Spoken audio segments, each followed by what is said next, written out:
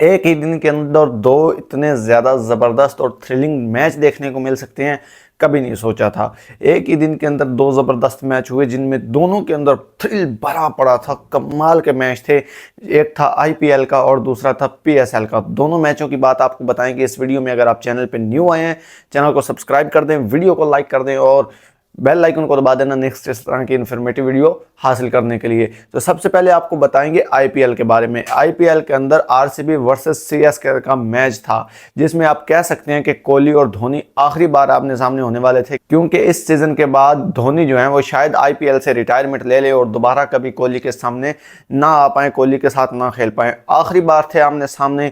इतना जबरदस्त thrilling match हुआ। आरसीबी ने पहले बैटिंग की और बैटिंग करते हुए 213 रन का टारगेट दे दिया, जिनमें कोहली के बड़े जबरदस्त रन शामिल थे। दोनों ओपनर्स ने बड़ा शानदार खेला। उसके बाद मिडिल ऑर्डर इनका थोड़ा सा लड़खड़ा गया, लेकिन आखिर में नीचे से आके जो उस बंदे ने 14 बॉल पे 50 मारी है, वो 50 इनको बहुत ज्यादा मददगार साबित हुई 213 रन बनाने में, वरना ये 200 से नीचे ही खत्म हो जाने वाला था। लेकिन उस बंदे ने आकर 213 रन का टारगेट सेट किया। अब सीएसके उसको चेज करने के लिए उतरी, तो सीएसके आज अलग मूड के अंदर थी। जडेजा खड़ा हो गया, जडेजा के साथ उनका ओपनर खड़ा हो गया, अभी मेरे ज़हन में उसका नाम नहीं आ रहा।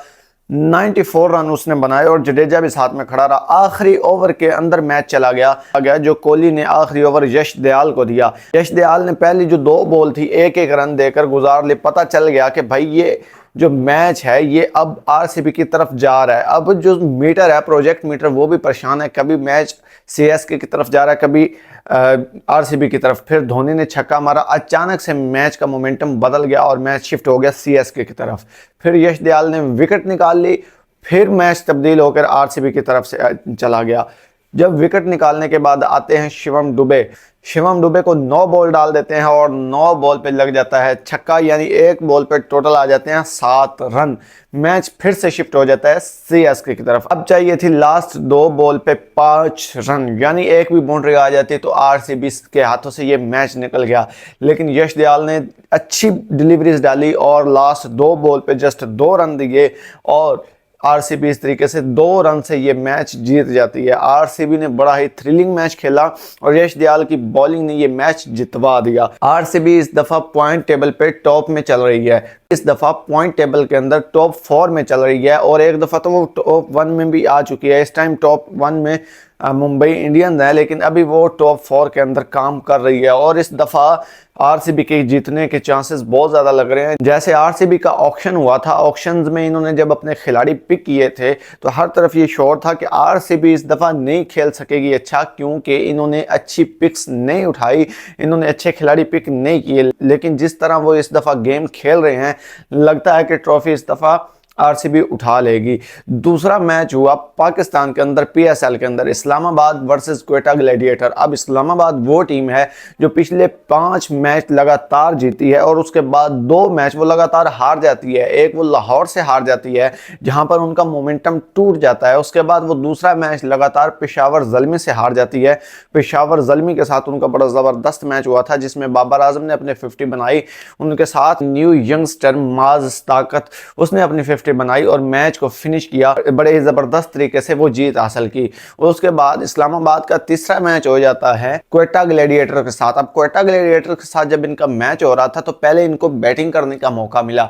अब बैटिंग करके इन्होंने को बहुत ज्यादा रन का टारगेट नहीं खड़ा किया, इतना ही टारगेट था कि जो आसानी के साथ चेज हो सके, लेकिन फिर भी इस्लामाबाद यूनाइटेड की बॉलिंग जो कि अच्छा कर गई। अब पहले क्वेटा ग्लैडिएटर की बात करते हैं तो क्वेटा ग्लैडिएटर के अंदर मोहम्मद आमिर हैं, खुरम शहजाद हैं और भाई राणा फहीम अशरफ जो अभी पकड़े ही नहीं जा रहा। इस टाइम बेस्ट बॉलिंग फिगर भी उस बंदे के हैं और रात को अपना पहला ही ओवर डालने के लिए आया, 2 विकेटें चटका कर चला गया और अपने ही दूसरे ओवर के अंदर फिर से 2 विकेटें उड़ा दी।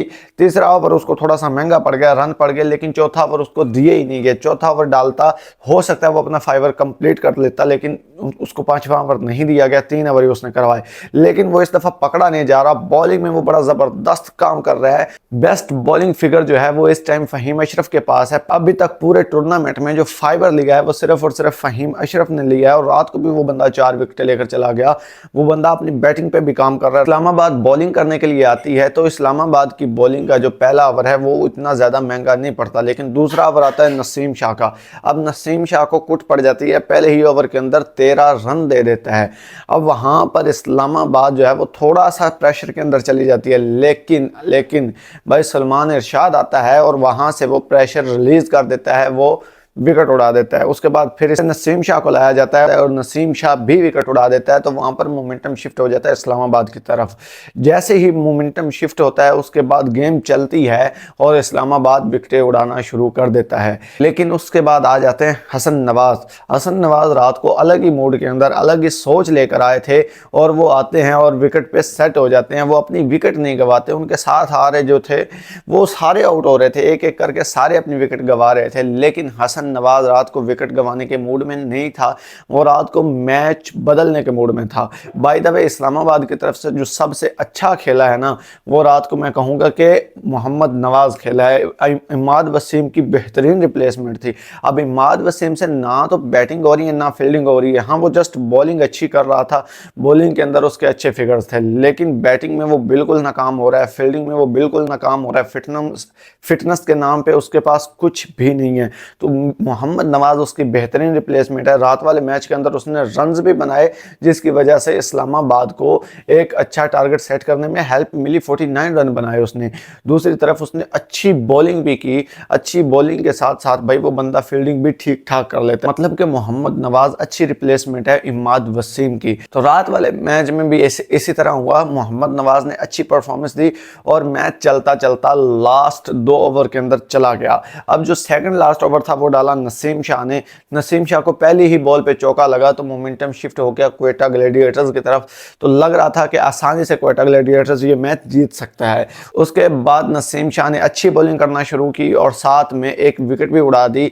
वसीम जूनियर का एज लगा और चलता किया। बात आ चुकी थी लास्ट ओवर की। लास्ट ओवर के अंदर क्वेटा ग्लैडिएटर्स को चाहिए थे 15 रन और इस्लामाबाद यूनाइटेड ने 15 रन डिफेंड करने थे। तो एक नया बंदा जिसका नाम मोहम्मद शहजाद है उसको बॉल थमा दी जाती है। अब जब वो बॉल पकड़ रहा था तो उसके चेहरे पे साफ नजर आ रहा था कि वो कितना ज़्यादा अंडर प्रेशर है, वो कितना ज़्यादा हैवी ले चुका है इस मैच को अपने दिमाग के अंदर, लेकिन फिर भी उसने अच्छी बॉल डालने की कोशिश की। उसकी पहली ही बॉल के ऊपर कैच निकल गया जो कि उसके खुद के हाथों से ही ड्रॉप हो गया और उसकी एक बड़ी वजह यह भी हो सकती है कि वो कैच प्रेशर की वजह से ही ड्रॉप हुआ।